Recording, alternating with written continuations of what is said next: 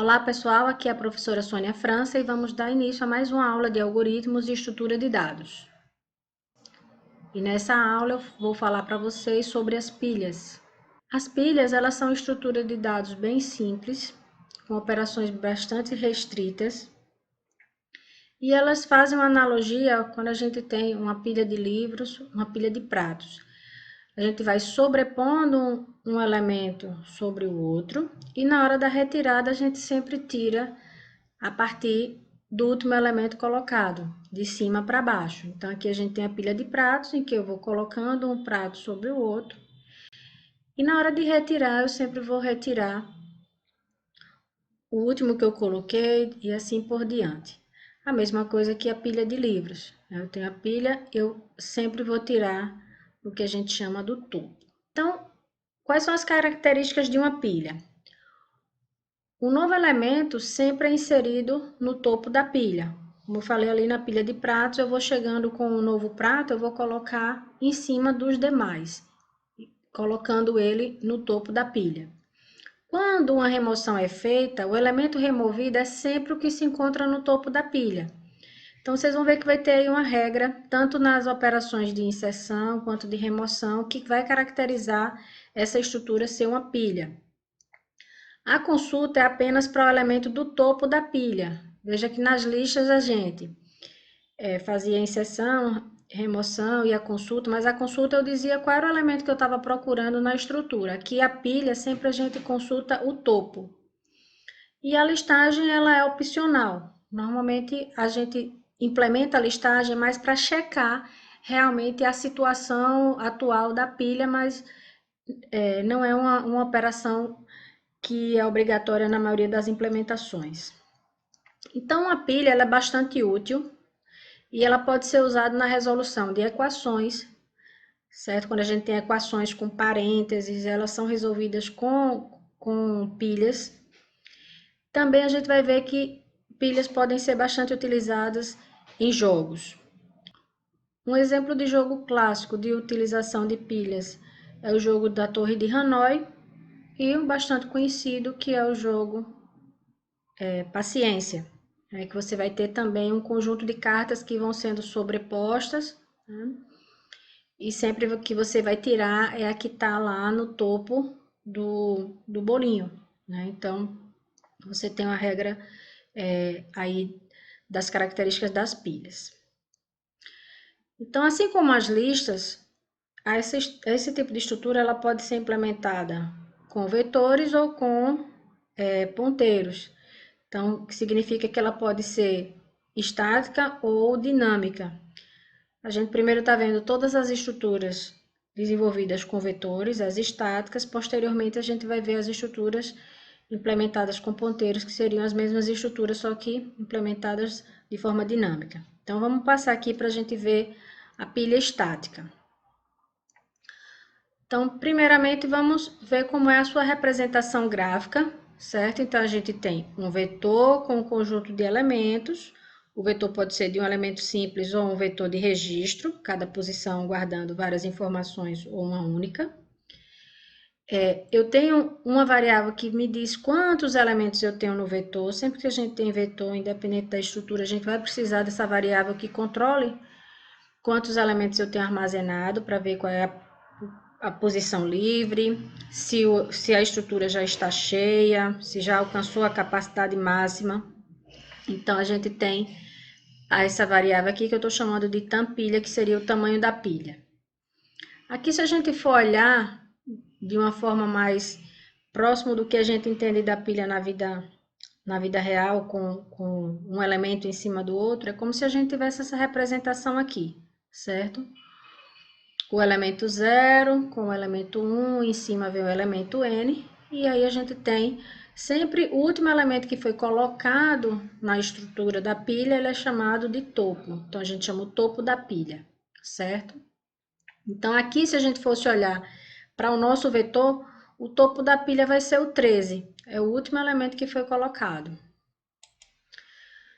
A pilha, vocês vão ver em vários livros que vocês leiam, vocês vão ver que ela é chamada de LIFO, que é Last In, First Out, que seria o último a entrar, é o primeiro a sair. Então, a gente vai colocando, como eu comentei, a gente vai colocando um após o outro, mas na hora de retirar, eu não retiro qualquer elemento. A pilha tem essa característica de só poder tirar o último elemento que foi colocado. E aí, no caso também, quando vocês estiverem estudando nos livros, vocês vão ver que a pilha a gente chama de stack em inglês, certo? Então, vamos ver quais são as operações que a gente pode executar em uma pilha e como é que essas operações vão funcionar. Então, primeiramente, a gente tem a operação de verificar se a pilha está vazia ou cheia, certo? Que se a gente vai ver qual situação que a gente verifica se está vazia ou se está cheia, vai acontecer o seguinte.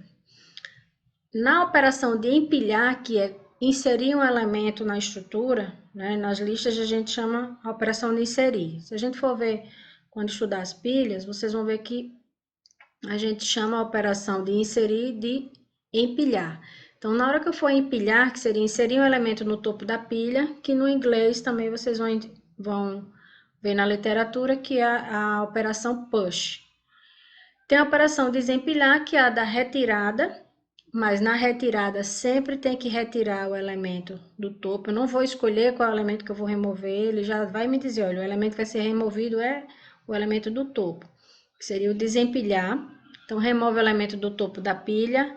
Essa operação, em inglês, ela é chamada de pop. A gente tem a operação de consultar o topo, que é ver qual é o elemento que está no topo da pilha, que é o stack top, certo? Então, a gente sabe quem é o topo da pilha.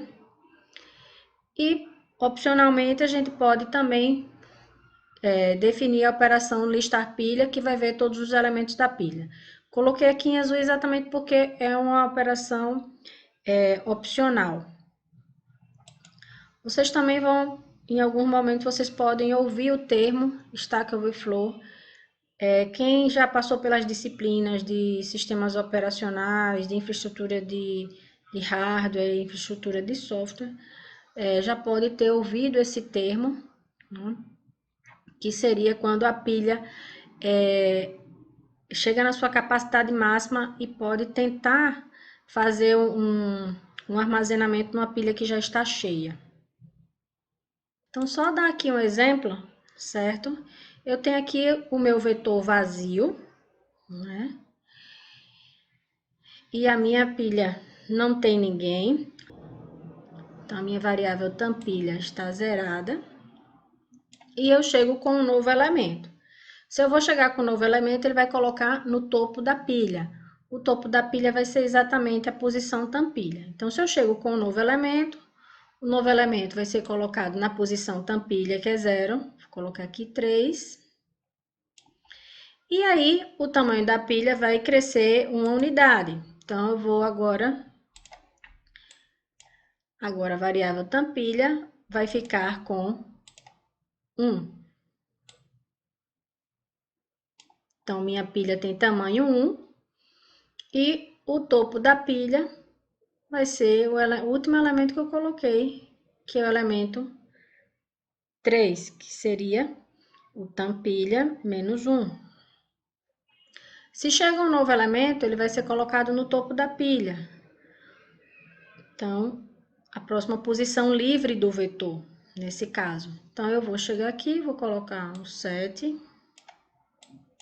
E a minha pilha passa a ter agora 2 elementos. Tampilha recebe tampilha mais 1. O que vai acontecer